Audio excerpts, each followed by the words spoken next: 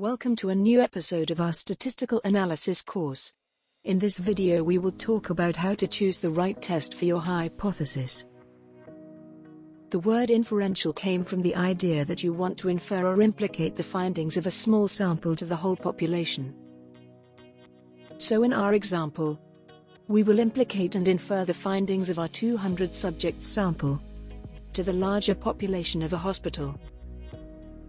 Now, let us introduce the flow diagram that you can easily follow to choose the best test for your data. In this process, you will test two variables at a time. First, determine what group of tests you need to answer your hypothesis. Do you need to find differences between groups or associations, which we discussed in previous episodes? Second, determine what is your first variable measure. Scale, ordinal, or nominal. The first variable is the variable with the higher measure level. We can order variable measures from higher to lower measure levels as scale, ordinal, and finally the nominal variable. So, if you have age and gender variables, as you know, age is a scale variable, and gender is a nominal variable. Your first variable is the scale, and the second variable is the nominal.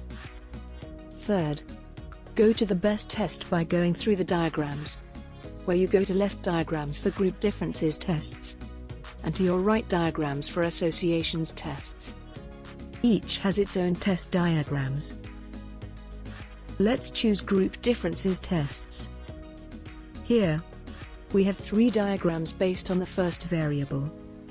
Either continuous or scale first variable, or ordinal first variable, or nominal first variable. Let's choose continuous first variable diagrams, assuming we have age as our first variable. Based on the second variable measure, you will reach a final box containing either one test or two tests. Fourth, determining which test from the two test boxes depends on what is known as assumptions. These assumptions represent the prerequisites to use a test. By default, you should go for the upper test in the box and check its assumptions. If any of the assumptions is violated, then you have to choose an alternative test.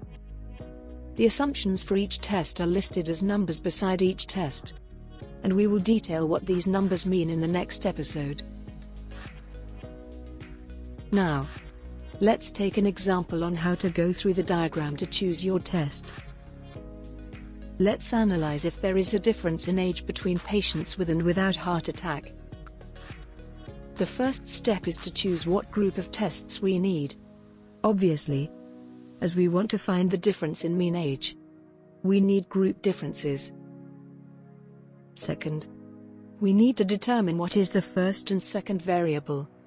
And here we have age, a continuous variable, and heart attack, a nominal or dichotomous variable. So age is the first, and heart attack is the second variable. We move to group differences tests, continuous first variable, and dichotomous second variable. So we will reach this box. We have either independent sample t-test, or Mann-Whitney U-test. Next episode, we'll detail how to test the assumptions, and after that, we will detail how to perform the test and report it in the results section of the research.